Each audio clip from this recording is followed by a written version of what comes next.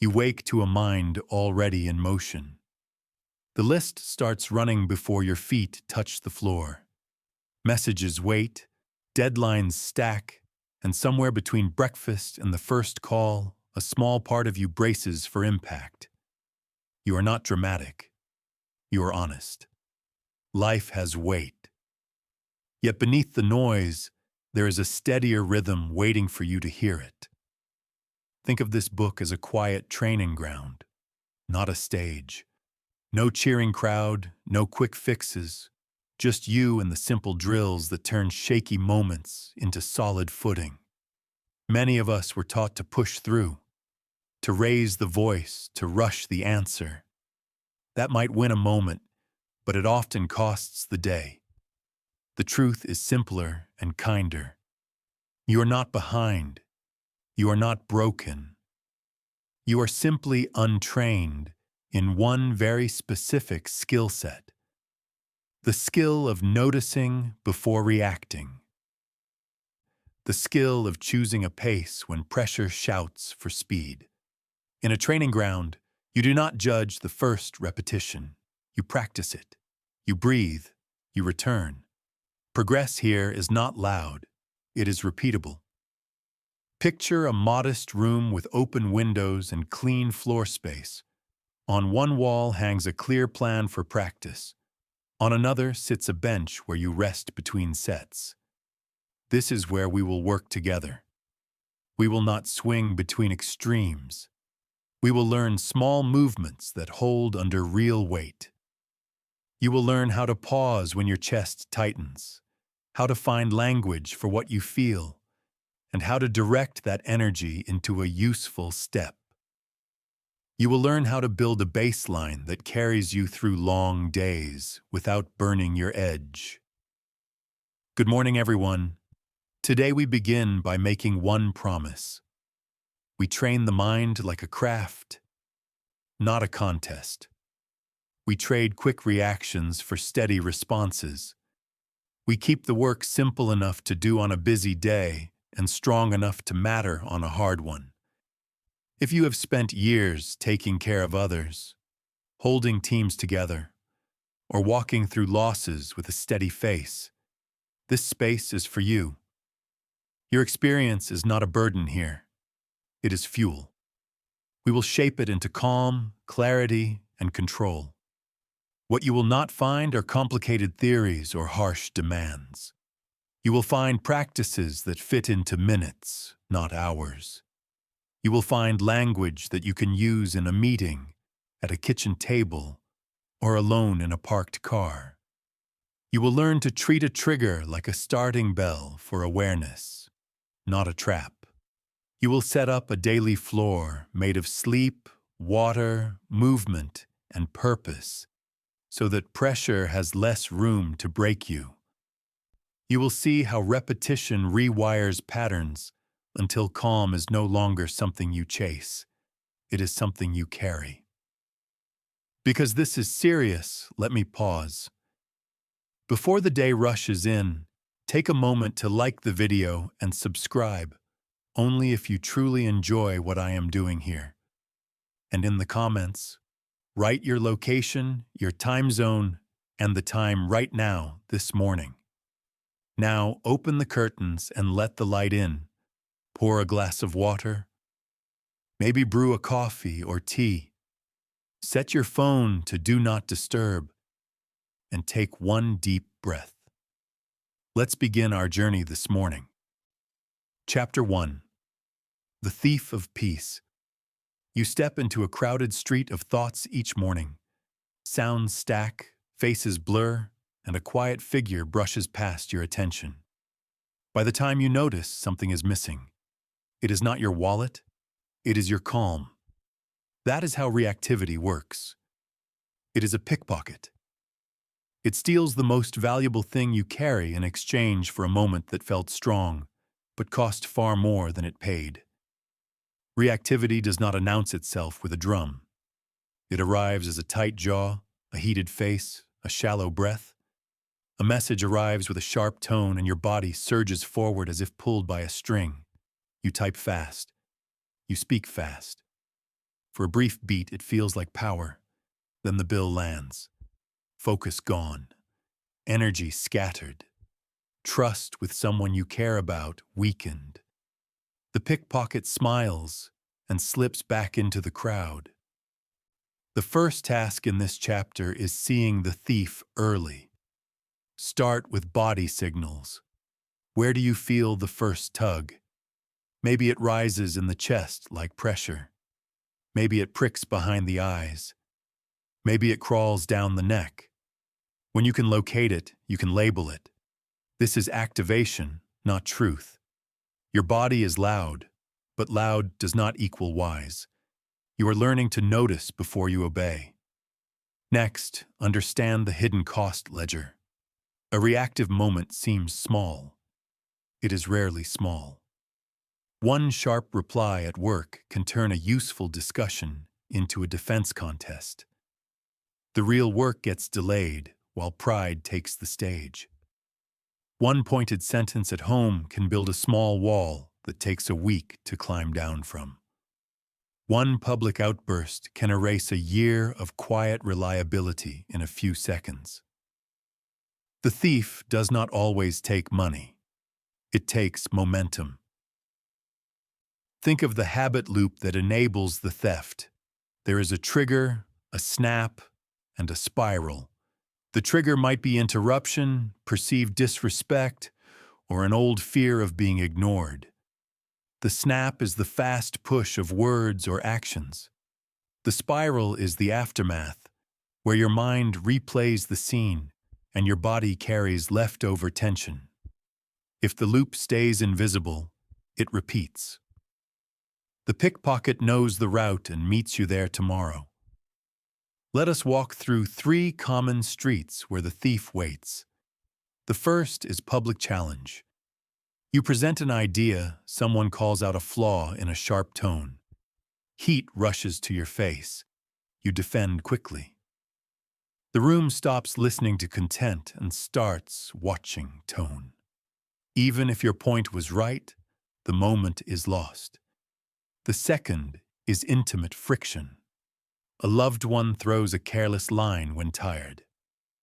Instead of naming the sting, you raise your volume.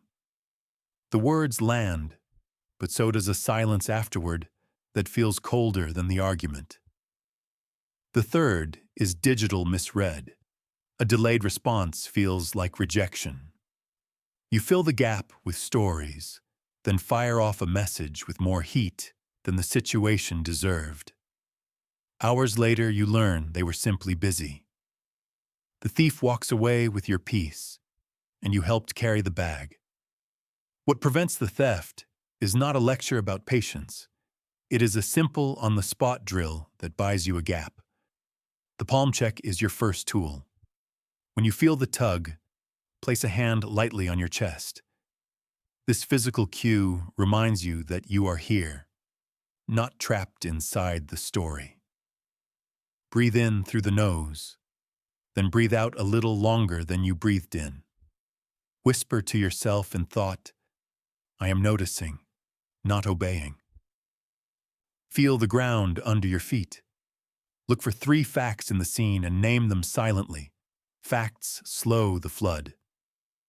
Now ask one question. What outcome do I want in the next few minutes? That question puts the captain back on deck. Why does this work?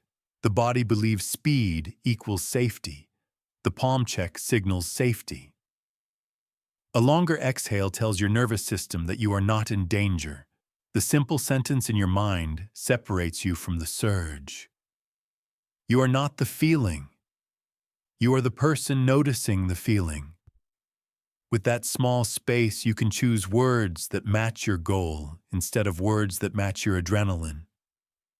Build a small record called cost of the snap. When you do react, do not hide it under the rug. Write one line, what I lost. It might be 10 minutes of focus, a kind tone with a partner, or the trust of a teammate. Do not punish yourself, just see the bill.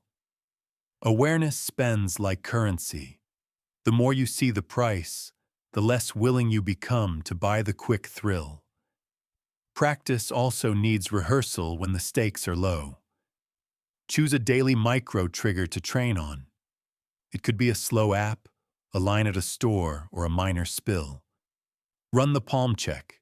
Breathe longer out. Name 3 facts. Ask for the outcome. You are teaching your system that a pause is your new default. When the big moment comes, this small training pays out.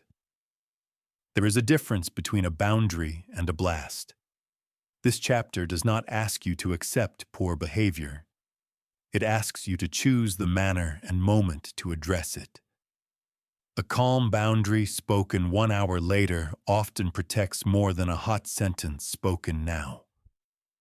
Reactivity confuses speed with strength. True strength holds direction under pressure. Notice how the thief prefers crowds. It wants you to argue where others can see, because public reaction sticks in memory. People tend to remember the one outburst more than the 100 kind moments. This is not fair, but it is real. Protect your reputation by protecting the pause. If you need to correct something, move the conversation to a calmer setting. Your influence grows when your volume does not need to. Online, the pickpocket wears different clothes. It feeds on instant replies and angry threads. Decide in advance how you will engage. If a post spikes your pulse, default to not now. Stand up, drink water, step outside for light, and return later. Most digital fires burn out when they are not fed. Your attention is fuel. Use it with care. You might be thinking that you have carried this habit for years. Change does not ask for a new life. It asks for a new breath. Your first win is not a perfect day. It is one moment where you noticed and chose. Celebrate that. Write it in a small log. Today I paused once. That is a brick. Build with it. Tomorrow add another. Bricks become walls. Walls keep thieves out. Let us add a second tiny practice to pair with the palm check.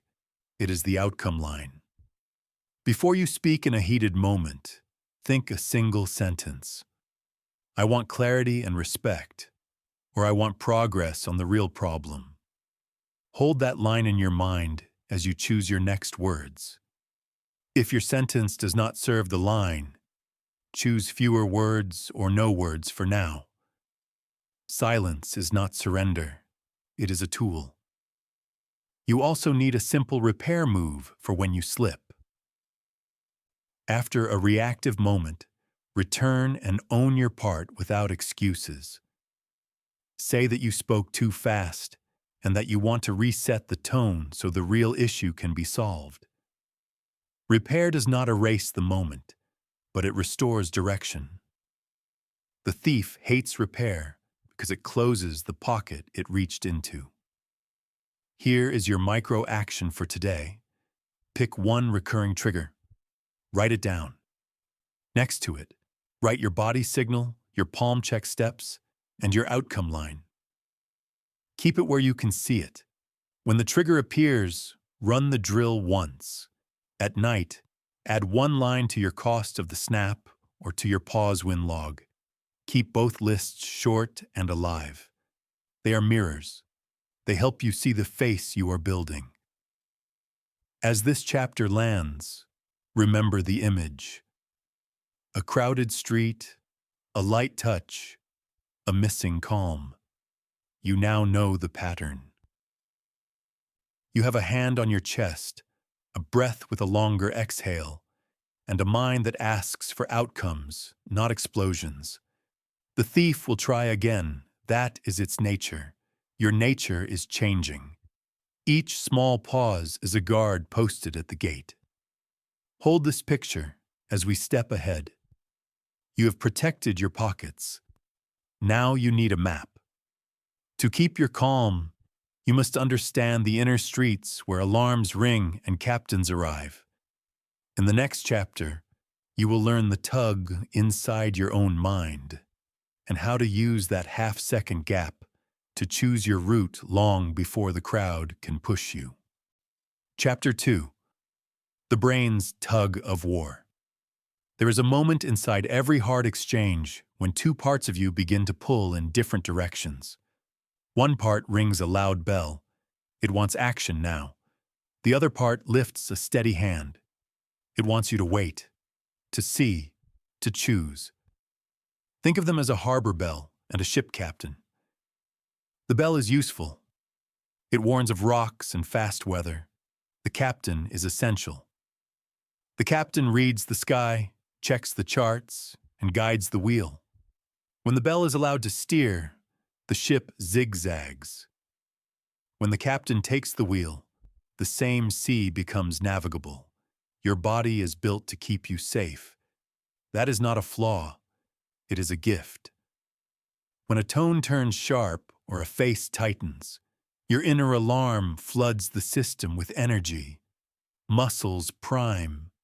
Breath shortens. Eyes scan for risk. The alarm is fast on purpose. It rings before you have the full picture. In earlier years of human life, that speed saved lives. Today, the threat is rarely a falling branch or a hidden cliff. It is an email with a rough edge, a late reply, a raised eyebrow in a meeting, a line at home that lands with heat. The bell cannot tell the difference. It rings either way. The captain inside you is slower by design. Calm takes a breath to arrive. That delay can feel like weakness because speed feels like strength. In truth, that small delay is where your real strength lives. The captain does not silence the bell. The captain listens, looks, and then chooses direction. You are not trying to become emotionless. You are training your command so emotion becomes information rather than instruction. Let us walk through a simple cycle that appears in daily life. A message arrives with a clipped sentence. The bell rings. Your mind writes an instant story. They are disrespecting me. Your body surges forward. The reply forms in your mouth and in your hands. If you send it now, you might win a moment and lose the day. If you pause, you discover options the alarm could not see. Perhaps they were rushed. Perhaps their day had already taken a turn. Perhaps you misread the line because you are low on sleep or high on caffeine. The facts are often kinder than the first story. You can train that pause. Begin with a skill called label and locate. When the bell rings, do not argue with it. Give it a name and a place. In your mind, say alarm, then point to where it sits in the body. Chest tight, throat narrow, face warm. Now breathe in slowly through the nose and let the exhale last a little longer than the inhale. Do this 3 times. Keep your shoulders low. Let your jaw loosen. While you breathe, name the present facts like you are reading a short scene. I received a message. The tone is brief. I do not know their day. Facts shrink the fog. The captain can now step forward. A second skill is outcome before impulse. Ask one question that belongs to the captain. What result do I want in the next hour? Not what pride wants. What the work and the relationship need. If the answer is clarity, your next sentence can be short and neutral. If the answer is progress, you might ask a question instead of making a claim. If the answer is respect, you can state a boundary once the heat has cooled. The question does not erase feeling. It places direction above speed. The bell also rings when you feel ignored. Silence from someone important can feel like a closed door. The alarm calls it rejection. The captain notices how many times silence in the past had a simple cause. Battery empty, child sick, meeting long. The captain remembers that you cannot read a mind from a gap. The captain chooses to fill gaps with patience rather than panic. This is not naivety. This is leadership of self. There will be times when the bell is right. Danger can be real. Someone may cross a line. A project may be at risk. A pattern may repeat that cannot continue. In those moments, the captain still takes the wheel. Calm is not soft. Calm is accurate.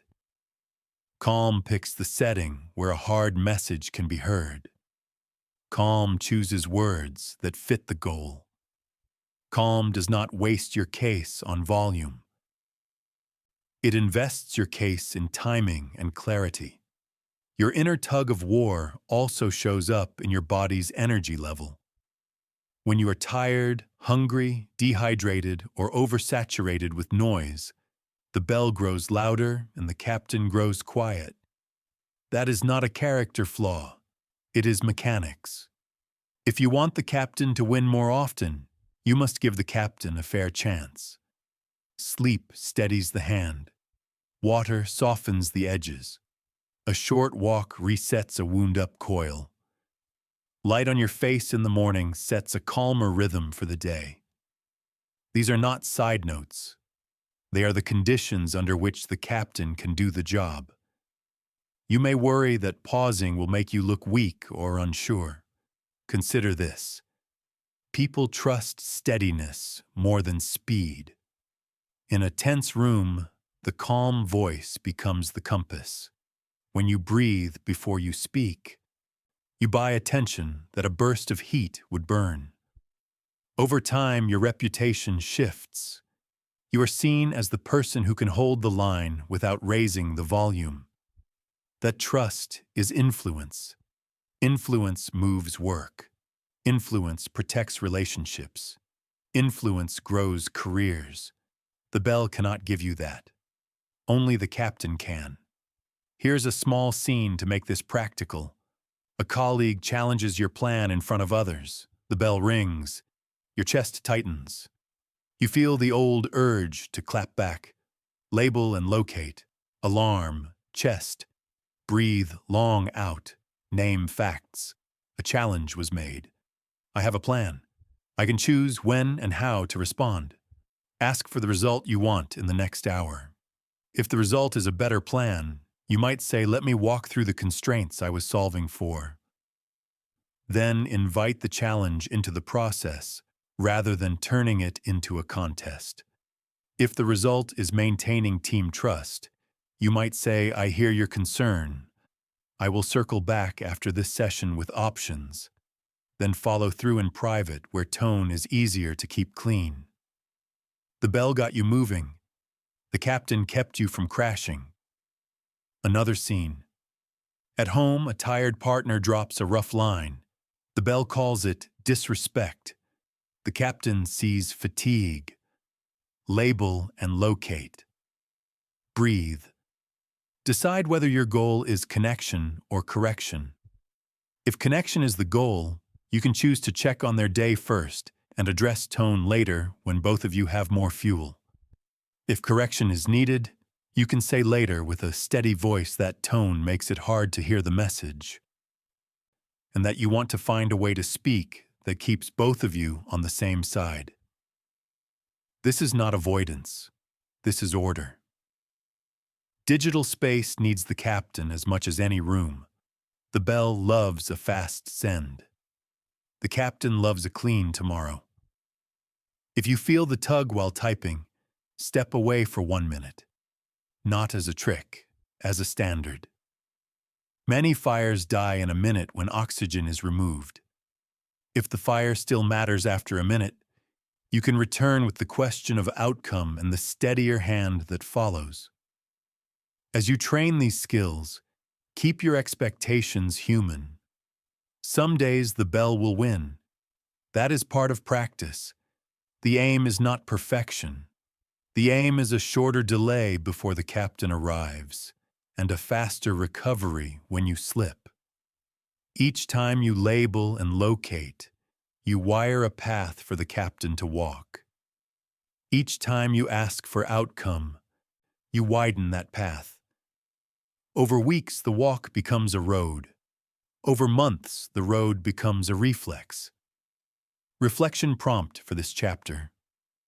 Recall a moment from the past week when the bell steered the ship. What did it cost? Now recall a moment when the captain found the wheel, even for a breath. What did that save? Write 2 sentences for each. The goal is not to judge. The goal is to notice the difference so your body can remember it. We will keep building this inner command in the next chapter. A captain needs a climbable structure, not just good instincts. You will learn the 4 rungs of mastery, how to find your current rung, and how to rise 1 rung at a time without drama. Chapter 3. The 4 rungs of mastery. Picture a ladder fixed to a steady wall. The wall is your values, the place where you decide what kind of person you are becoming. The ladder is your skill with emotion, a climb you make in real days with real pressure. Wind will come. Hands will tire. Feet will slip. That is expected. What matters is knowing which rung you are on and how to move 1 rung higher without drama. This chapter is that map. The first rung is unconscious reactivity. Here, emotion drives and you ride. The pattern is fast and hidden. A tone sharpens, the body surges, words fly, and only later do you notice the cost. This level feels like life happening to you. Small frictions pull large reactions. You replay scenes on the ride home and wonder why the same trouble appears again and again. Typical signs include a tight chest that you notice too late, an instant story about intent that locks in before facts arrive, and a lingering sense of regret after the moment cools. There is no shame in seeing this rung. Seeing it is the start of change. In a storm, the first lighthouse is awareness. The second rung is conscious reactivity. Here, a quiet shift begins. You still snap, but now you notice the snap as it happens. You hear yourself speeding up. You feel your face heat. You watch your own hands type faster than wisdom. You may even whisper a mental reminder to slow down, yet the current still pulls you. This level is uncomfortable because you know better, while you still do the old thing. It can feel like standing in a room with the door open and not quite reaching it. Treat this discomfort as a good sign. It means your inner observer is waking. You are starting to separate self from surge. The pause is not strong yet, but it exists, and that alone is progress. The third rung is conscious response. This is where command shows up. The trigger still arrives, but you catch the first body signal and shift your stance. You breathe out longer than you breathe in. You name 3 facts. You ask what result you want in the next hour. Then you choose a smaller action, or fewer words, or a better setting. People around you begin to feel the difference. You do not need to win the moment anymore. You steer toward outcomes. You notice that silence can be a tool, that questions can disarm conflict, that waiting until both people have fuel leads to cleaner conversations. At this rung, you build trust with teams and with family because your tone becomes a place where others feel safe to speak. The fourth rung is emotional alchemy. Here, you turn raw feeling into useful force. Anger becomes a clear boundary delivered with a steady voice. Fear becomes preparation, a checklist of steps that make the unknown smaller. Sadness becomes depth, a gentle understanding that strengthens connection instead of isolating you. Frustration becomes practice, a signal that your skills and standards are misaligned and that repetition will close the gap. You are not suppressing emotion, you are directing it. Power rises quietly. People will call you calm. What you actually are is precise. How do you climb? Rung by rung. You do not leap. You build handholds. The first handhold is naming. Give each rung a simple name in your own words. Keep it short so the mind can carry it under stress. The second handhold is a tell. Each rung has a tell you can feel in the body or hear in your inner voice. Maybe your tell is a throat that narrows, a jaw that locks, or a mental sentence that always arrives first. The third handhold is a single move that fits that rung. At the first rung, the move might be to step away from the keyboard for one full breath. At the second rung, the move might be to label and locate the feeling before you speak. At the third rung, the move might be to state your outcome line in your mind and let it shape your next sentence. At the fourth rung, the move might be to convert the feeling into a boundary, a plan, a thank you, or a drill. Let us ground this in a day you know. Morning begins with a late start and a sharp message. On the first rung, you fire back and carry that fire into every room. On the second rung, you feel the heat and still send a pointed line. Later, you wish you had waited. On the third rung, you stop typing, breathe, and write a neutral question that gets you the context you need. On the fourth rung, you see that the sharp tone stirred an old fear of being dismissed. You use that signal to prepare more clearly for the next step, and you schedule the important talk in a calmer window. Same trigger, different climb. The ladder must be fixed to a wall that will hold. That wall is made of values you choose on a calm day. Write a few simple words that fit the person you are building. Words like clarity, respect, courage, patience. Keep them visible where you work and where you rest. When wind rises, a ladder on a solid wall sways but does not fall. Your values give you a place to lean. Expect weather. On tired days, you may drop a rung. That does not erase the climb. The nervous system is a learner, not a judge. Each time you recover, you teach it resilience. Each time you notice sooner, you shorten the time between trigger and awareness. That time is the gap where your life changes. Protect it, train it, celebrate it. You may ask how long it takes to reach the upper rungs. The better question is how often you return. Mastery is not a single arrival. It is a pattern you can trust. When you drift, you know how to come back. When you slip, you know how to repair. When you feel a strong emotion, you know how to turn it into direction rather than debris. That reliability is what others feel as your presence. Two more elements strengthen the ladder: environment and language. Your environment can nudge you down or lift you up. Noise, clutter, and constant alerts make the bell louder and the captain slow. Light, order, and short breaks create space for better choices. Shape what you can. Close extra tabs. Step outside for a minute. Keep water near. These small moves are not decoration. They are construction. Language matters as well. The words you use in your mind shape the weight of the scene. Replace harsh labels with precise ones. Replace final stories with working drafts. Replace blame with direction. You are speaking to your own nervous system. Speak like a leader you would trust.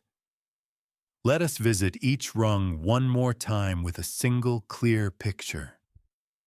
Unconscious reactivity is a foot that slips before you see the rung. Conscious reactivity is a foot that finds the rung but pushes too quickly and scrapes the shin. Conscious response is a foot that lands, grips, and moves with care. Emotional alchemy is a steady climb in wind, using the wind for balance rather than fighting it. None of these pictures are moral verdicts. They are navigation aids. Use them. Tiny experiment for this chapter. Draw a simple ladder on a blank page using words, not symbols. From bottom to top, write the 4 rung names in your own language. Next to each rung, write one body tell and one small move that fits that level. Fold the page and place it where you face the day, such as near your keys or beside your mug. For the next sunrise to sunset, do not try to climb all rungs. Do one thing only. When a strong feeling arrives, glance at the page and point to the rung you are on. Make the one move you wrote for that rung. Nothing more. At night, add a single line, one sentence about how it felt to have a map in your pocket. The aim is not to score yourself. The aim is to feel the difference between riding a surge and climbing a step. We will keep building from here. A ladder holds better when the boat is anchored, and your pause is that anchor. You touched it in the last chapter. Now we will install it firmly. In the next chapter, you will learn a 4-step method that keeps you steady in choppy water, so every climb has a safe place to begin. Chapter 4. The Stop Anchor. Picture a small boat in choppy water. The bow rises and falls. Spray touches your face. Clouds move fast and the shoreline seems to tilt. In that motion, you reach for the anchor. The chain clinks over the side. The weight drops. The boat still moves, but it stops drifting. This chapter gives you that anchor for the mind. A simple 4-step pause that you can throw overboard in any weather, so your next move comes from choice, not from sway. The method is 4 clear words. Stop. Take a breath. Observe. Proceed. Each word is short so you can carry it under pressure. Each word does a specific job. Together they turn storms into solvable scenes. Stop. This is the cut in motion. When tension rises, your first act is not to explain or defend. Your first act is to freeze for one slow breath. Hands off the keyboard, shoulders unlocked, jaw soft. The body believes that speed equals safety. Stopping tells your nervous system that you are not in danger. It is a message sent without language. One beat of stillness can save an hour of repair. Take a breath. Now you steady the chemistry. Inhale through the nose. Exhale a little longer through the mouth. Do this 3 times. The longer exhale signals the body to shift from fight to steady. Shoulders drop. Eyes widen. Thought space opens. If you are standing, let your weight settle into the feet. If you are sitting, feel the chair support your back. You are bringing your attention home so the captain can reach the wheel. Observe. Here you separate facts from the story your mind is writing at speed. Name 3 things that are real right now. A sentence arrived with a sharp tone. A meeting ran long. My energy is low. Then name what you do not know. I do not know their day. I do not know their intent. I do not know the unseen pressures. Observation does not mean agreement. It means clarity. When you see the scene as it is, you stop fighting phantoms and start addressing causes. Proceed. Only now do you move. Choose the smallest next action that serves your long-term aim. If your aim is clarity, ask a brief, neutral question. If your aim is progress, choose a task you can complete in the next hour. If your aim is respect, set a boundary and a clean tone once both sides have fuel. Proceed is not a return to old speed. It is a return to direction. Let us rehearse the anchor in an everyday storm at work. You present an update and someone cuts across your sentence with a hard edge. The boat rocks. Stop. Hands still. One slow breath. Take a breath. 3 rounds with longer exhales. Observe. The cut happened. The tone was sharp. You feel heat in the face. You do not know their reason. Proceed. You choose a simple line that preserves direction. You say that you will complete this point, then invite input. Later, when the room is cooler, you address tone in private where the message can land. The meeting stays productive, and your standing remains steady. Now, a home scene. A partner comes through the door late and drops a rough line. The boat rocks again. Stop. Put the phone down. Take a breath. 3 rounds. Observe. You hear fatigue in their voice. You notice your own hunger and tired legs. You do not know the day they had. Proceed. If the aim is connection, you check on them and table the tone talk for later. If the aim is a boundary, you wait until both of you have eaten and say that rough tone makes problem-solving harder, and that you want to find words that keep both sides on the same team. The anchor gives you timing, and timing gives you outcomes. Digital waters require the anchor most of all. A post spikes your pulse or a message stings. Stop. Push the chair back an inch. Take a breath. 3 rounds. Observe. You are alone with a screen.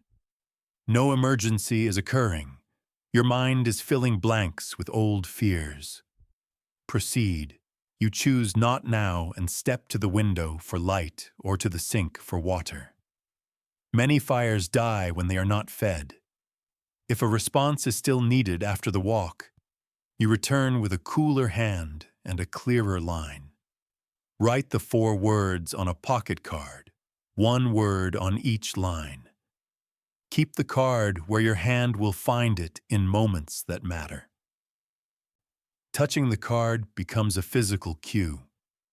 You can also tie the method to a daily sound. Each time your phone pings, inhale once and exhale longer. You are training a reflex in calm so it is available in storm. There are common slips.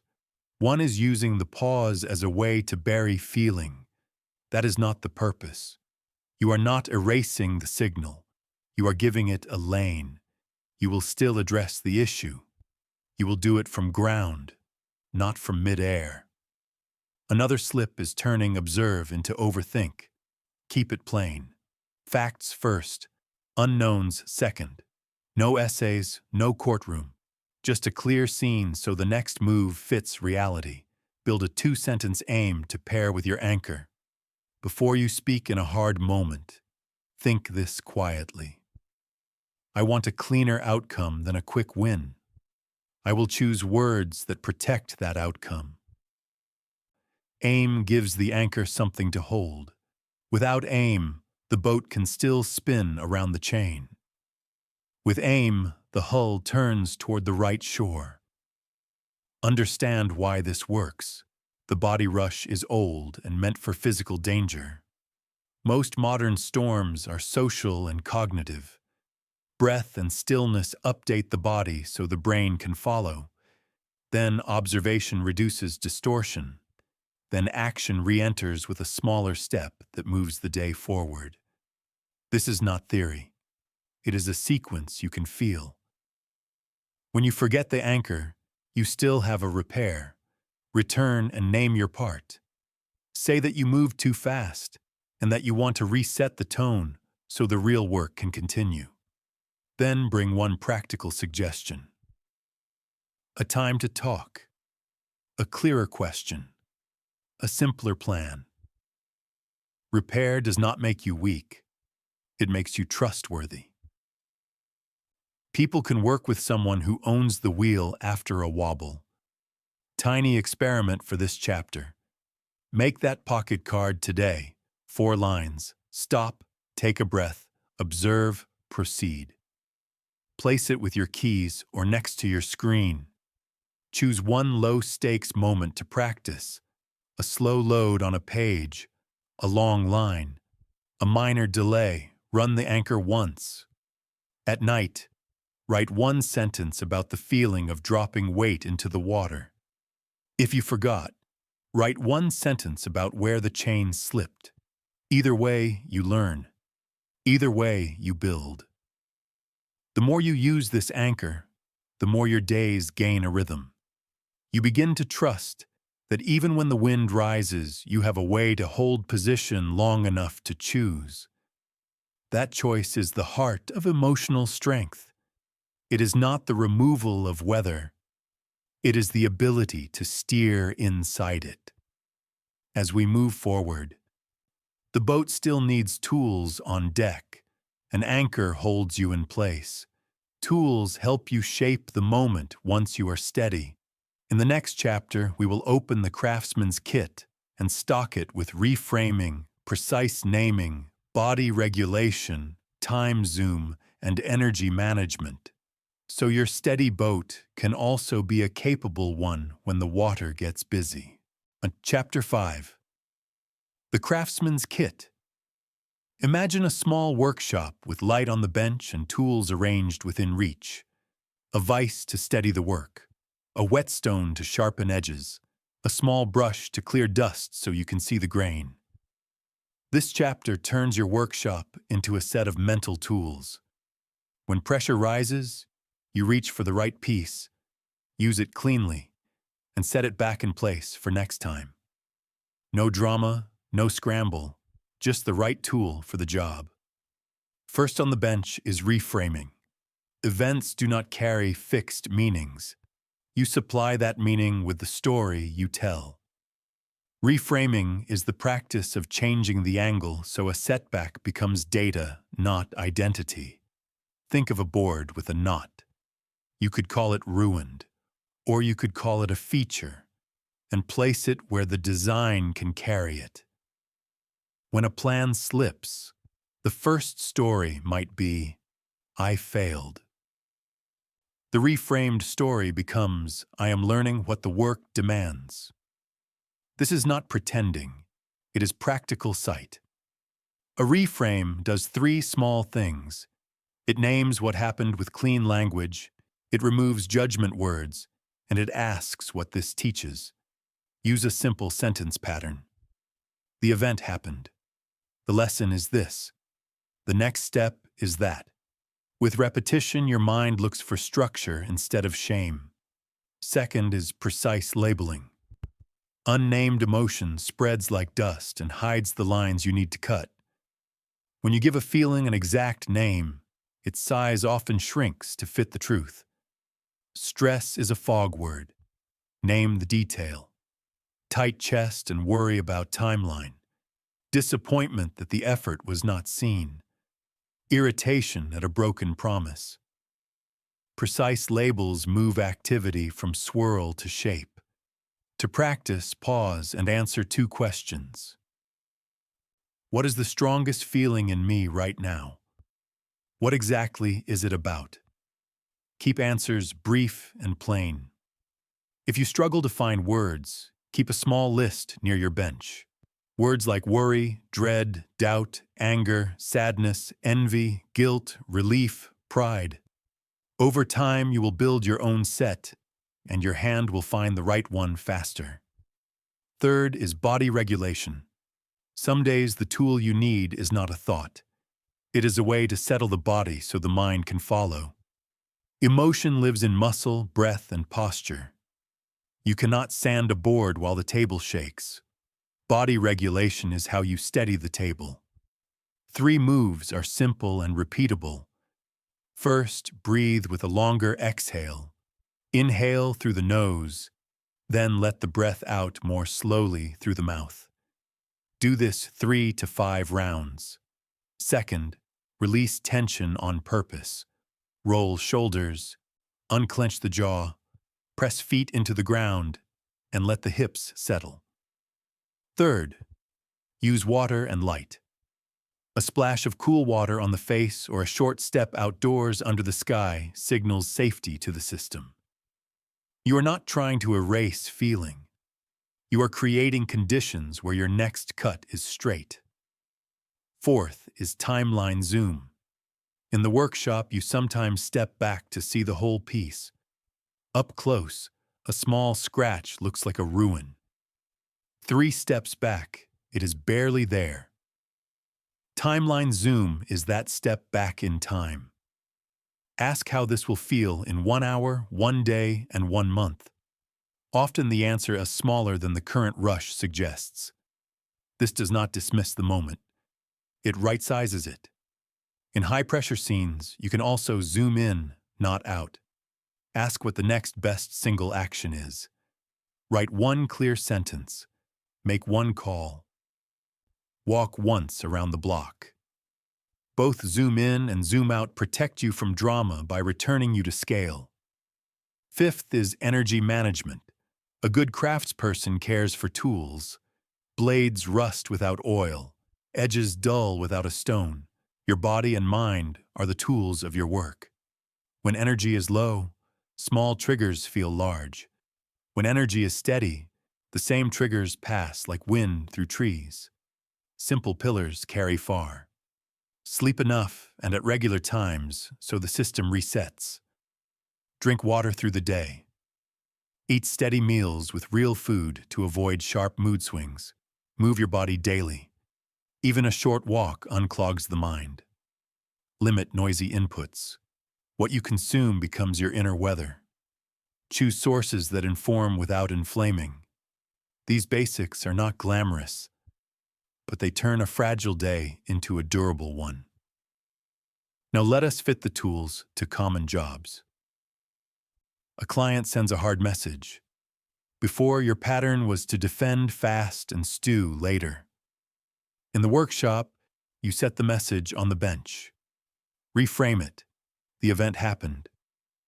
The lesson is that expectations were misaligned. The next step is to ask 2 clarifying questions. Label the feeling.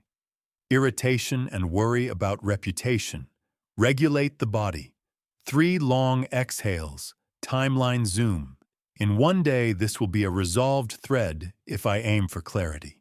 Then proceed with a short, neutral reply that asks for the missing facts. You used 4 tools in 2 minutes and saved an afternoon. At home, a plan changes last minute, and the old fear of not mattering wakes up. Label the feeling precisely.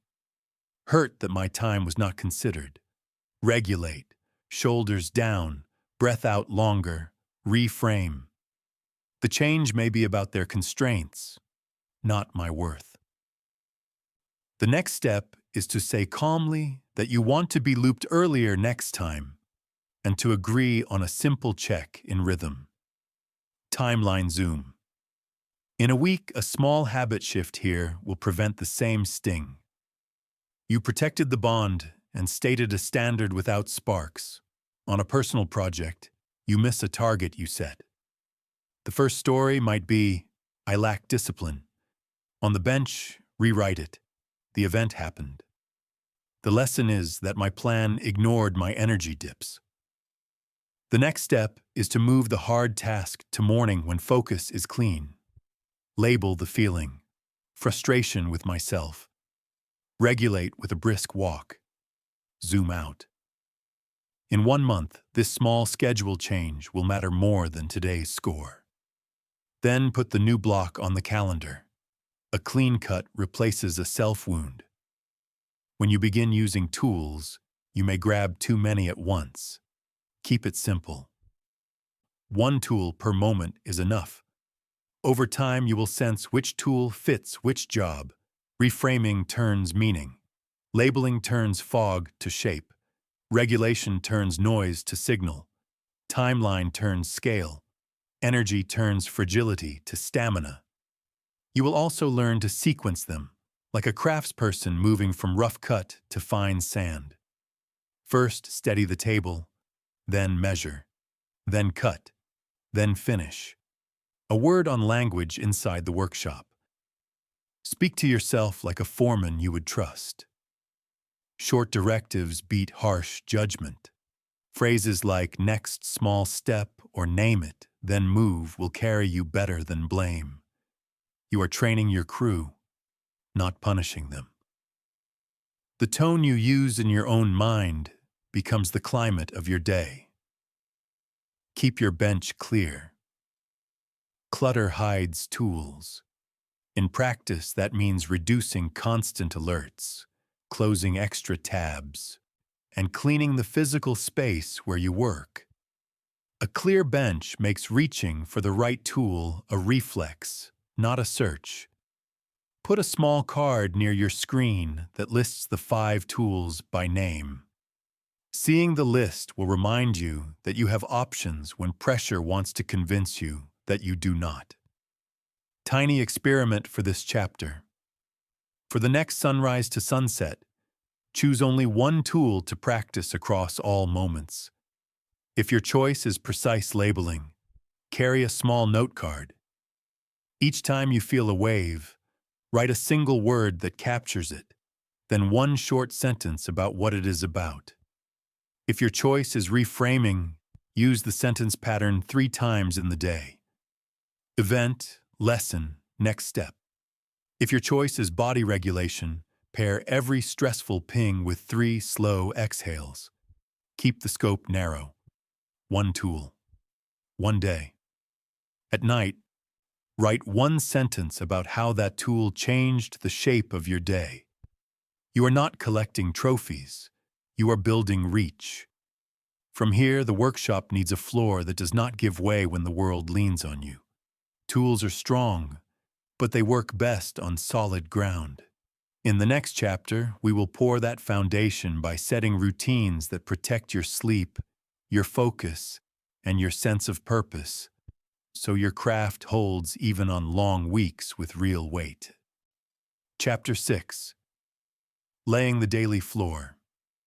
Imagine you are restoring an old house. The roof matters, the windows matter, the paint matters, but none of it holds if the floor sags. You need a straight, solid floor that does not give way when life steps on it. This chapter is that floor. Not glamorous, not loud, but load-bearing. It carries your tools, your choices, and your calm. A strong floor is built from simple boards laid well. Sleep is the first board. Think of sleep as nightly renovation. When you keep a steady sleep and wake time, your inner clock firms up like cured timber. The brain clears waste, resets attention, and returns emotional volume to a humane level. Small moves make this board strong. Dim lights in the last hour. Keep the room cool and quiet. Let screens rest before you do. Rise with light if you can, step to a window, and breathe deep so your system gets a morning signal.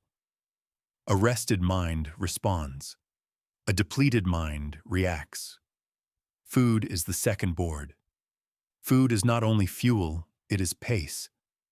When you eat real food at regular times, you smooth the hills and valleys that turn an ordinary afternoon into a storm. Give each meal a base of protein, add slow starch, add color from plants, add water. Keep caffeine respectful, especially after midday. You do not need perfection, you need predictability. Stable blood sugar supports stable mood, and stable mood supports stable choices. Movement is the third board. Motion is the body's way of clearing the mind. You do not need long hours or special equipment. You need a daily signal to the system. A brisk walk, a few sets of bodyweight moves, a short stretch, a bike ride. Any motion that brings breath and warmth will do. Movement burns stress chemicals and replaces them with steadier energy. When your thoughts begin to spin, stand up and let your feet carry your mind back to ground. Focus is the fourth board.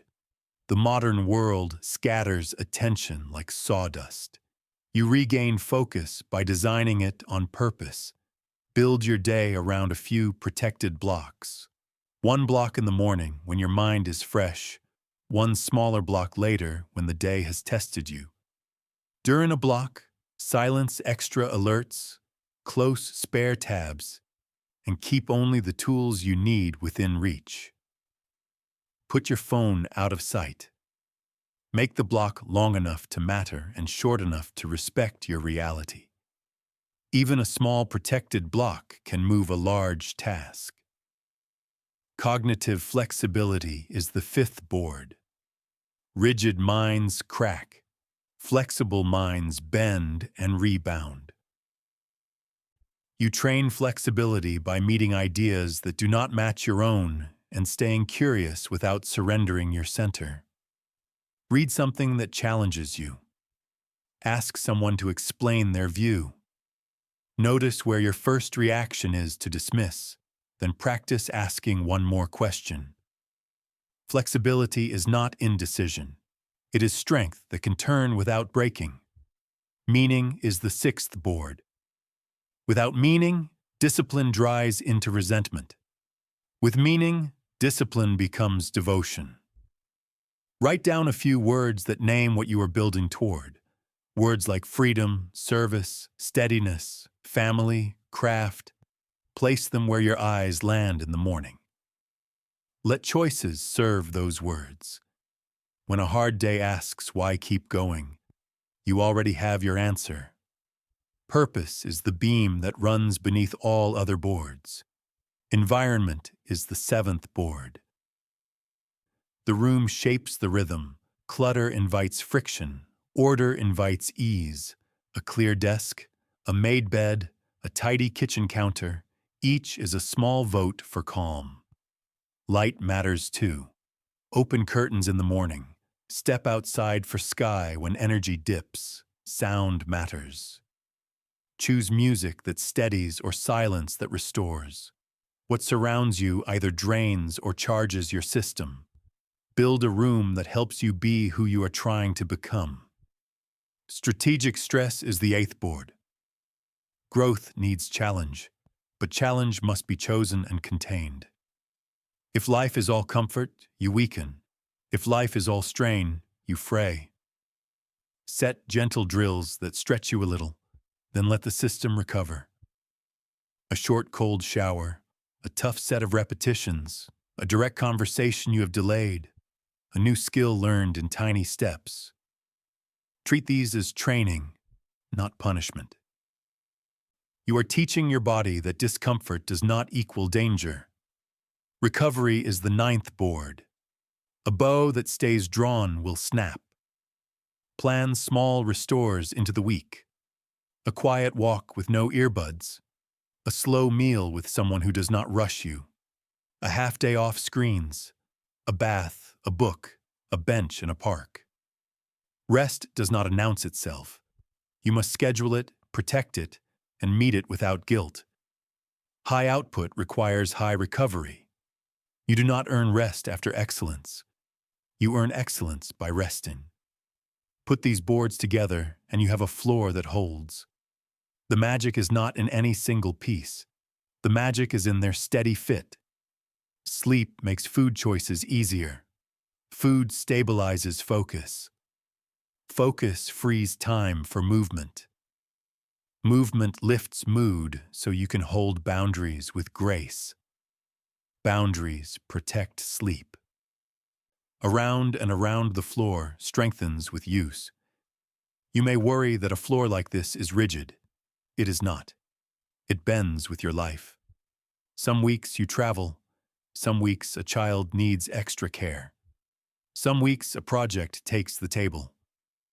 The goal is not to hit every board every day. The goal is to keep enough boards steady that you do not fall through. When a board slips, you do not judge, you repair. That is what builders do. Here are common snags and simple fixes. If nights stretch long because your mind races, make the hour before bed a landing strip. Dim light, warm shower, paper book, light stretch.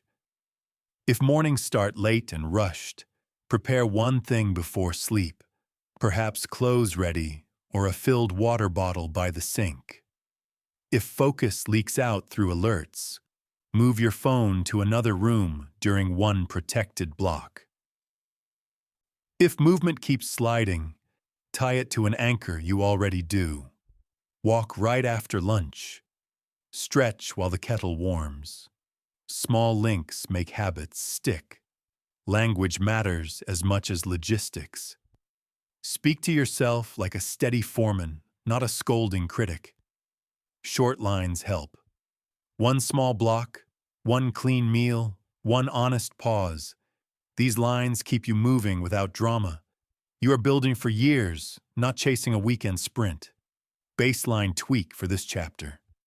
Delivered as a soft checklist in words, not symbols. For the next stretch of days, choose only 3 boards to strengthen.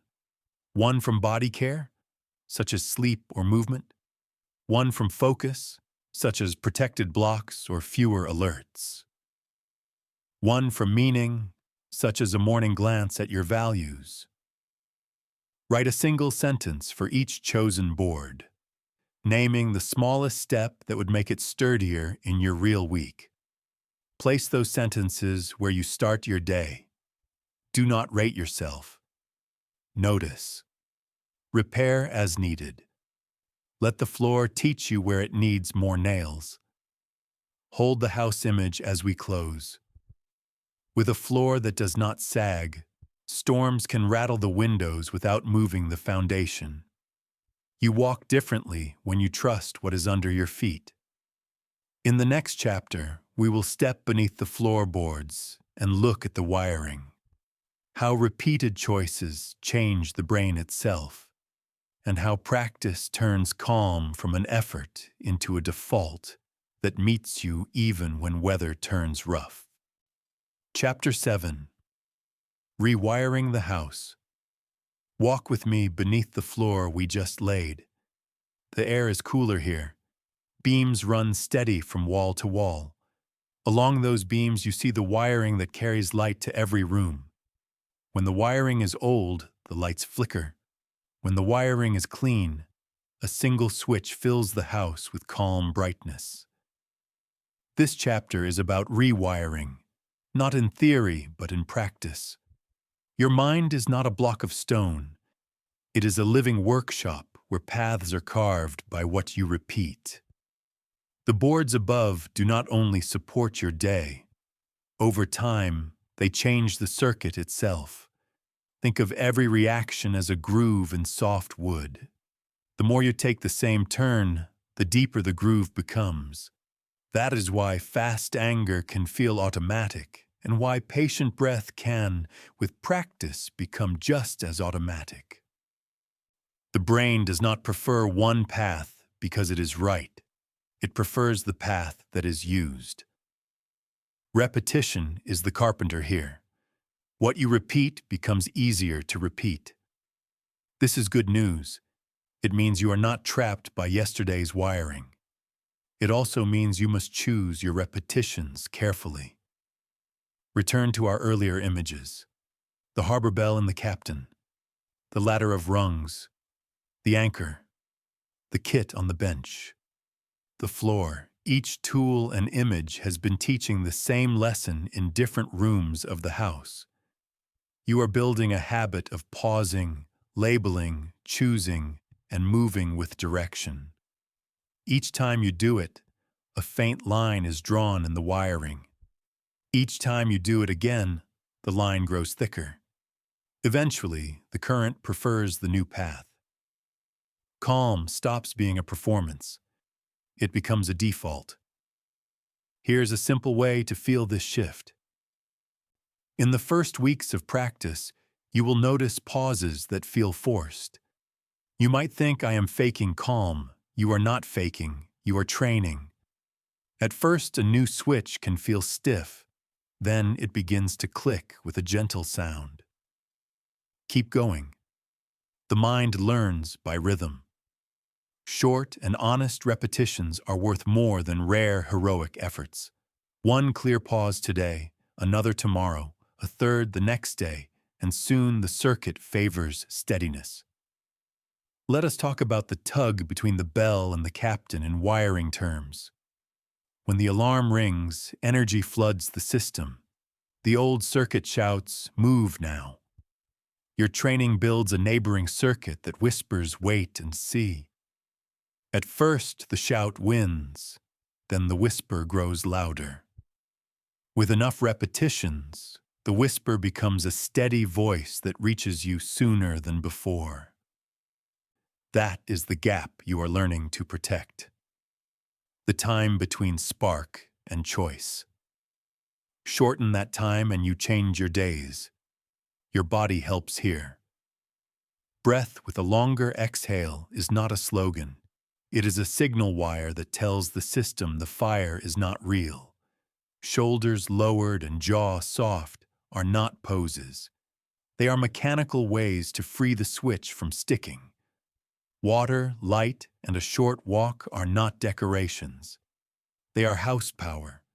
They clear static so the new line can carry current without interference. When you care for the body, you make the rewiring faster and cleaner. Dopamine is often spoken of as pleasure. You can think of it more simply as a nudge toward what seems to be working. You can use this by rewarding the process, not just the result. When you notice one clean pause in a hard day, let yourself feel the quiet win for a breath. Say out loud, if you can, a short line such as that was a steady choice. Your system hears the acknowledgement and invests in the path you just used. The nudge grows, momentum appears. This is not empty praise. This is deliberate reinforcement. Environment also lays wire. People are like mirrors. When you spend time around those who carry their calm, your system starts to echo their rhythm. Not by copying words, but by matching pace. Choose a circle that practices steadiness in their own way. It might be a colleague who speaks simply under pressure. It might be a friend who listens deeply. It might be a coach who values clarity over noise. Let your nervous system sit near those patterns. Circuits learn from contact. There is a time scale to honor. Circuits begin to change with weeks of consistent practice. Not a lifetime, not a day, weeks. That is why daily floors and small tools matter. They give you many clean repetitions. They also carry you through the middle stretch when change feels invisible. Remember the house. Roots grow before fruit shows. You do the work you can see and trust the work you cannot. Then, one afternoon, a storm hits and you notice you are steadier than you used to be. That is not luck. That is wiring you installed with your own hands. Expect relapses. A loud day will flip an old switch. This is not proof you have failed. It is proof the old circuit still exists, which is normal. Your job is to return to the new path as soon as you notice. Think of it like a dimmer. Even when the light drops for a moment, your hand knows where the dial is. You turn it back without drama. That turn back is as valuable as a perfect day. Perhaps more valuable because it strengthens the bridge between mistake and repair. Language is part of the wiring. The sentences you use in your head shape where current flows. Harsh lines drive energy into shame and stuckness. Precise and kind lines drive energy into action. Replace "I always ruin this" with "I slipped and I am returning now." Replace "I am not built for calm" with "I am building calm through practice." Replace "Why am I like this" with "What is the next steady move?" Speak to yourself like a builder who respects the craft. One more piece. Vision. Your values on the wall are not only guides. They are magnets that pull wire toward a chosen pattern. Clarity, respect, courage, patience. When you keep these words in sight, the house knows what kind of light it is meant to carry. Decisions become simpler. Circuits align. You do not need 20 rules. You need a few steady reasons and daily repetitions that honor them. Let us walk through a full scene with the wiring in mind. You receive a blunt message during a busy hour. Old wiring fires and your fingers rush to reply. The captain's circuit comes online because you have trained it. Stop. Breathe long out. Label the feeling. Irritation and worry about being misread. Observe facts. Short tone, unknown context. Outcome before impulse. I want clarity and momentum. You send a brief question to confirm the need, then schedule the deeper talk. Later, when calm is easy, you address tone. What changed this time is not your morals. It is your wiring. Current flowed through a newer path that your repetitions built. Progress log for this chapter, one line only. Tonight, write a single sentence that begins with "Today, the circuit moved," and complete it with a concrete moment. Keep the sentence plain and short. You are not writing a report. You are recording evidence for the builder you are becoming. Stack these one-line notes across a handful of evenings, and you will have your own proof that the lights are staying steadier, not by accident, but by design. In the next chapter, we will bring this wiring into the highest heat, the moments when pressure peaks and the room seems to tilt. You will learn how to step into intensity on purpose, how to read your sensations without fear, and how to keep your hand on the dial when the world turns up the volume. Chapter 8. The Engine Room. Step below decks with me. The air is warmer here. Metal hums. Gauges tremble. This is the engine room, where pressure is made and carried through the ship. Up on the open deck, calm feels easy. In here, pipes sing and heat rises. This is where your training is tested. Not in quiet halls, but in close rooms where the world presses in and asks who is steering. Pressure is not your enemy. Pressure is the sound of power moving through a system. When you hear the hiss, your old wiring calls it danger. Your new wiring can call it activation. Same heat, different meaning. Up to now, you have built a captain, a ladder, an anchor, a kit, a floor, and new lines in the walls. In the engine room, you use all of it at once. Begin with a reframe of the whole scene. The event is neutral. Your story gives it weight. When your body says, "I am nervous," speak back with, "I am ready." When your mind says, "Do not mess this up," answer with, "I have trained for this moment." Words turn valves. The room listens to your language and follows. Train pressure on purpose so it does not surprise you. That is the principle of gentle stress practice. You do not wait for a storm to learn to reef a sail. You practice when wind is small. Choose short drills, a cold rinse, a direct call, a tough set, a new skill taught to a friend.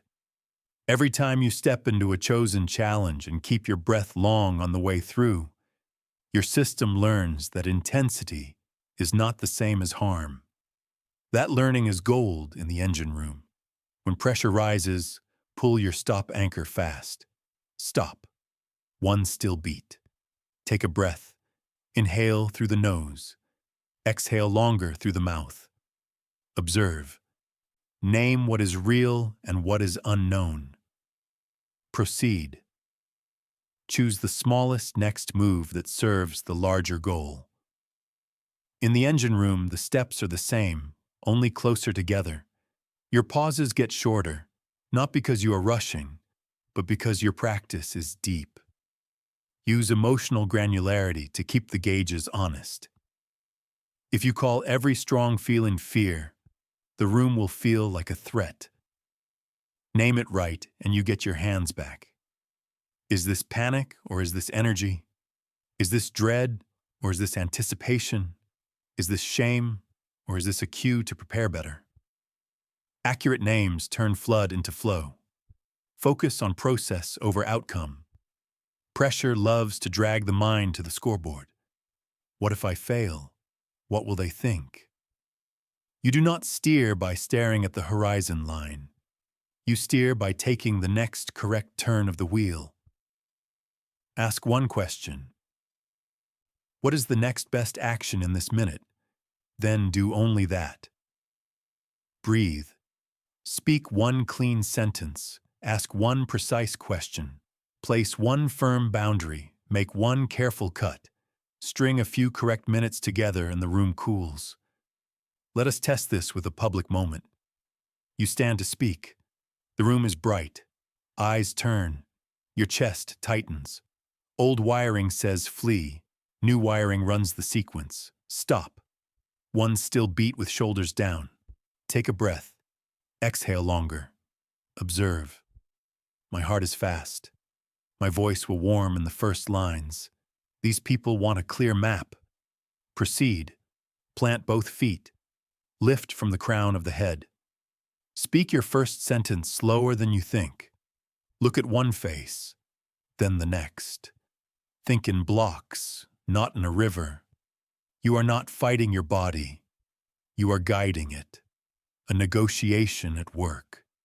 Stakes feel high. The other side pushes. Your jaw locks. Pressure wants a snap. You return to tools. Label the feeling. Heat and urgency. Reframe. This is practice under weight. Timeline zoom. In 1 hour, I will want respect and progress. Process move. Ask for the concrete facts you need. State your non-negotiables in steady language. And offer 2 workable paths. Even if the outcome is not perfect, your tone will protect your standing and your next round. At home, a child spills a drink during a late dinner and the room is already brittle. Pressure wants volume. You run the floor. Sleep is thin. Food is late. Energy is low. You lower your shoulders. Take one long exhale and choose a short line that keeps the family on the same side.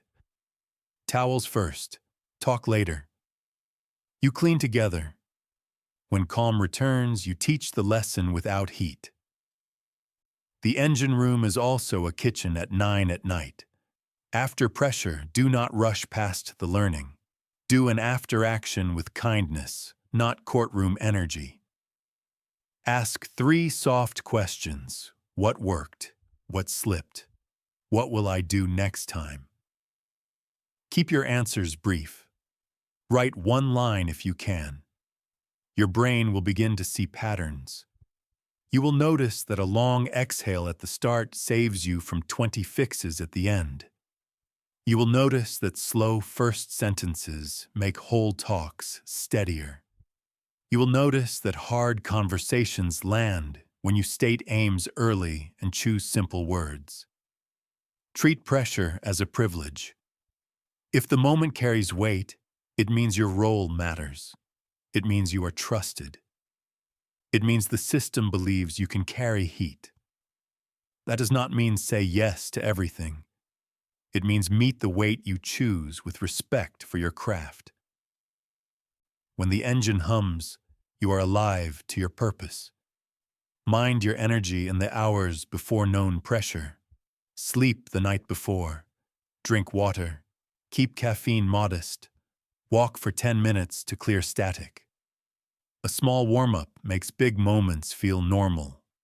You would never walk into a workshop and push a cold blade into hard wood. You bring the edge up to temperature first. Use simple cues to stay present. A cue is a tiny sentence you repeat when the room tilts. It is the hand on the rail as you pass through a narrow space. Choose a cue that fits your style. 1 turn at a time. Breathe and choose. Stay with the next word. These lines keep you close to the wheel. Watch for two traps. One is over arousal, where heat climbs and you flood. The fix is longer exhales, slower speech, and smaller moves. The other is under arousal, where you go blank. The fix is to move your body, roll the shoulders, take a deeper inhale, and name one clear fact out loud to re-enter the scene. Both traps are normal. Both have doors. Pressure does not only live in events, it lives in stories you tell yourself before events. If you write a script where the room is hostile, you will walk in armored and closed. Instead, write a steady script. These people want clarity and direction. I can offer that. My job is not to be perfect. My job is to be present and useful. Presence turns effort into effect. Bring your values into the engine room. Clarity, respect, courage, patience. Speak them to yourself before you enter. Let them set your aim. In the heat, you will forget clever lines. Values you can remember. They guide tone and choice when details blur. Power does not mean you never shake. Power means you know how to steady the shake. It means you have practiced under small weights so big weights feel familiar. It means your breath and your words know each other. It means your floor holds while gauges dance. Rehearsal cue for this chapter.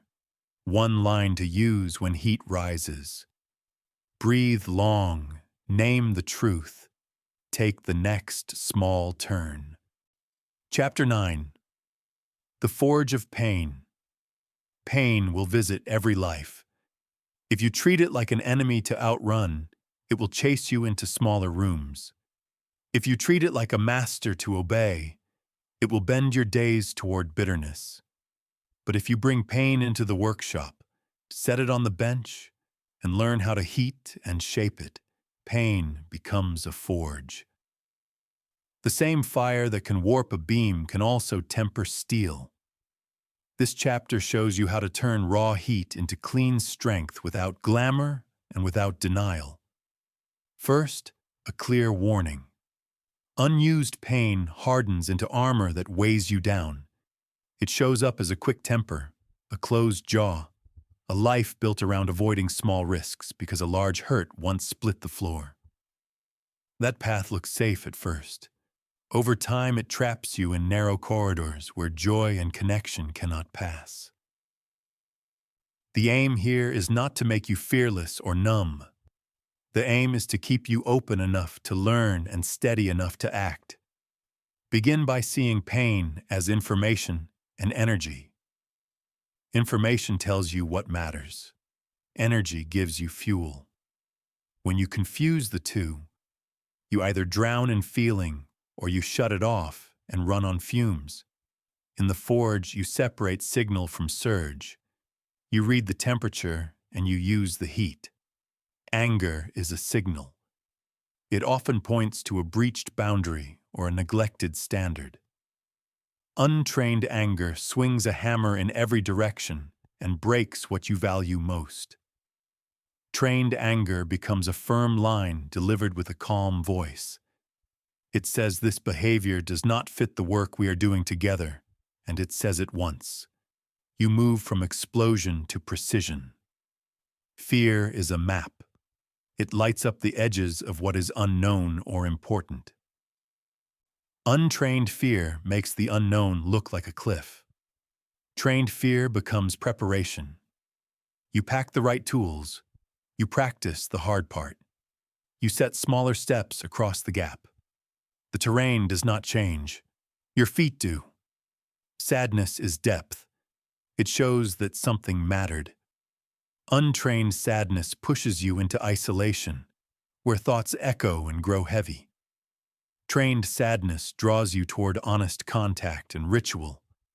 You let yourself speak the truth to one steady person. You take a walk, you write a page, you touch a keepsake, you breathe. The channel stays open and the weight moves through. Frustration is the friction between your standard and your current skill. Untrained frustration spirals into self-blame or blame of others. Trained frustration becomes practice. You pick one weak link and rep it cleanly. You do fewer things with better attention. Weeks later, you notice the same task now feels smooth. The heat that once burned now hardens the edge. To convert pain into power, use a simple 4-step sequence. Feel it. Name it. Learn it. Redirect it. First, feel it. Do not argue with the first wave. Sit or stand where you are and breathe out longer than you breathe in. Let the body register that this is happening. Second, name it. Say quietly the most precise word you can find. Anger at being dismissed. Fear about the unknown bill. Sadness about the loss. Frustration with my own drift. Third, learn it. Ask one plain question. What is this pain pointing to? A boundary crossed. A need I have ignored. A skill I lack. A value I drifted from. Fourth, redirect it. Convert the heat into a move that matches the lesson. Set a boundary in one sentence. Make a preparation list. Call the person who steadies you. Schedule a short daily drill. Energy leaves aimless swirl and enters a lane. The power equation is simple. Strong emotion equals strong fuel. Direction turns it into work. Without direction, the same fuel creates damage. The fire is not moral, it is mechanical. Your task is to manage the bellows and the tongs. Let us place this in scenes you know. A manager cuts your work in front of the team. Heat rises. Feel it. Chest tight, jaw set. Name it. Anger and shame. Learn it. This points to a boundary about feedback in public. Redirect it. Finish the meeting with steady tone. Later in private, say that you want feedback and that public correction erodes trust and focus, and propose a simple way to handle corrections in the future. One sentence, one standard, one plan. At home, an old photo triggers a rush of grief. Feel it. Breath long out. Name it. Sadness and love for what was. Learn it. This points to a memory that needs a place to live. Redirect it. Create a small ritual. Place the photo where you can see it on a chosen day. Write 3 lines about what you learned from that time. Reach out to someone who shares the memory. You are not banishing the ache. You are giving it a clean path so it can deepen you without drowning you. On a personal goal, you miss your milestone again. Feel it. The slump of shoulders. Name it. Frustration with my own promise breaking. Learn it. This points to a plan that ignores energy dips and distractions. Redirect it. Move the hard task to the early block. Remove one noisy input. Ask a friend to check in twice a week. Make the task smaller and more frequent. Let the fire harden habit, not burn self-trust. Language matters in the forge. Drop harsh labels and choose accurate ones. Replace I am weak with I am learning how to carry this heat. Replace I am always failing with I broke my plan, and I am repairing it now. Replace no one understands me with I have not asked the right person for the right kind of help. Words are tools. Sharp words cut cleanly, blunt words smash. Environment matters too. Do not stand over the flame all day. Step back, cool the metal, wipe the bench. Short walks, water, light, music that steadies. A room that is orderly enough for breath. Pain is easier to shape when your space does not add more friction. There are risks to honor. If you refuse to feel, the pressure will find another exit. It will come out as sarcasm, as constant judgment, as a sudden illness each time a hard talk nears. If you flood without aim, You will repeat scenes that hurt you and call it fate. The middle way is not vague. It is the steady path of feeling cleanly and acting calmly. Ownership is the hinge. Pain that you blame on everyone else keeps you stuck. Pain that you blame on yourself alone puts you on trial for being human. Ownership says this happened, I did not choose all of it, but I will choose my next move. Ownership opens doors that blame cannot find. Practice a small forge drill this week. Choose one heat that visits often. Perhaps a tone that sets you off, a delay that spikes your anxiety, a memory that pulls you down. Write a simple plan in words only. When this shows up, I will feel it for a few breaths. Name it with a precise word. Ask what it points to. And take one redirect step that fits. Keep the plan visible. When the heat comes, try the sequence once, not perfectly, just once. At night, write one line about what changed when you used the heat instead of being used by it. Hold the larger promise. Pain is not here to define you. It is here to refine you. The house you have been building needs strength in its beams. The engine room needs parts that can handle load without warping. The workshop needs edges that hold through years of work. Pain, handled with care and clarity, delivers all of that. You will not chase it. You will not worship it. You will meet it with breath, with names, with lessons, and with steady moves that turn fire into form. As we move to the next chapter, we carry this tempered strength into connection with others.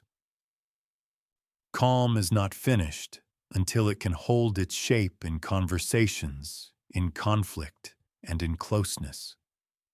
We will bring your tools into the living room and the meeting room, so the steadiness inside you becomes steadiness that others can feel and trust. Chapter 10. The Room of Connection. Step from the forge into a warm room with soft chairs, a clear table, and a window that lets morning light cross the floor. This is the room of connection, where your inner steadiness meets other people. Here the work is not to win. The work is to understand without losing yourself, to guide heat into light, and to keep the bond strong enough to carry honest truth. Begin with a simple frame. Every person brings a private weather system into the room. Some carry old storms behind calm faces. Some arrive with quick sun and sudden gusts. You cannot control their weather. You can control your roof, your windows, and your tone. That is emotional intelligence in practice, protecting your own state while making space for theirs. First, see behavior as a signal, not a verdict. A sharp edge in a voice may point to fear, fatigue, or pressure you cannot see. A long silence may hide overwhelm, not indifference. Curiosity helps you translate. Instead of taking every wind as a direct hit, you step half a pace back and ask what this might mean beneath the surface. This stance lowers the noise inside you and opens doors between you. Listening is the craft that builds those doors. Most people listen to reply. You will listen to understand. Face the person. Still your hands. Keep your eyes soft. Track not only words, but pace, breath, and pauses. When they stop, leave a small space before you speak. That space says, I can hold your full sentence. It also gives you one breath to choose your tone. Reflect back the plain truth you heard, without adding judgment. You worked hard and felt unseen. You asked for help and felt brushed aside. Keep it short and accurate. Reflection does not mean agreement. It means you are seeing the same picture. Once people feel seen, their storm often loses power, and real work can begin. Hold empathy with a backbone. Empathy without boundaries becomes absorption, and you drown. Boundaries without empathy become walls, and the room grows cold. The skill is to care deeply while you stay rooted. You can say yes to understanding and still say no to a request that breaks your floor. You can stand close without carrying weight that is not yours. Responsibility to others, not responsibility for them, will keep you steady and useful. Speak from ownership, not accusation. Blame invites defense. Ownership invites dialogue. Replace you never listen with, "I feel unheard when I am interrupted," and "I need a full minute to finish this thought." Replace "you are always late" with "I feel stressed when start times drift, and I need us to set a window we can both keep." Short, calm, specific. Your voice becomes a tool, not a torch. Set calm boundaries the way a craftsperson sets a straight edge. Clear, simple, and early. I want to keep this respectful, so if voices rise, I will pause and return after we both cool. I can help on this piece, and I cannot take the whole project. Boundaries are not punishments. They are instructions on how to work well with you. Use co-regulation on purpose. Nervous systems mirror each other. If you bring a slow breath, a steady tone, and relaxed shoulders, the room often follows. Do not announce calm. Be calm. Your pace becomes a quiet invitation to match. This is leadership without volume. When conflict appears, move from positions to needs. Positions are the fixed stances that clash. Needs are the currents beneath them. You want silence. They want music. The need beneath both might be focus or relief. Once needs are named, options appear. Headphones, a shared schedule, a short walk before work resumes.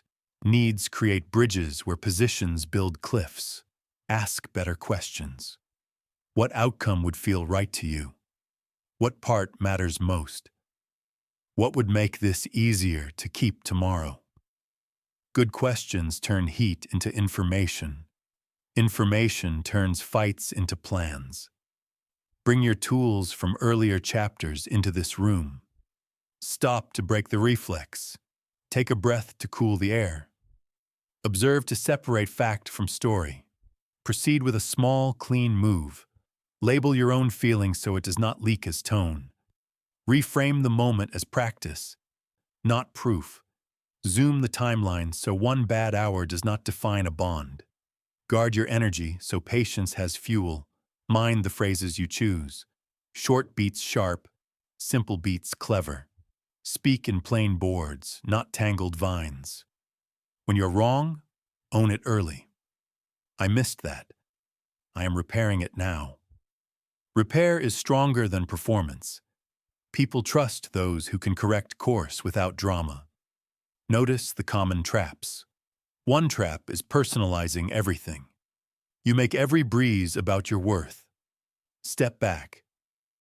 Ask what else might explain this wind. Another trap is problem stacking. You pile old dust on a new table. Clear the surface. Solve one thing today. A third trap is secret contracts. The unspoken expectations you hold against someone who never agreed to them.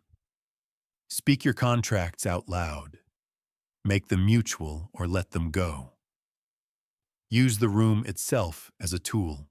Sit side by side for planning, not face to face as if in court. Choose a time when both of you have eaten and slept. Keep phones out of reach.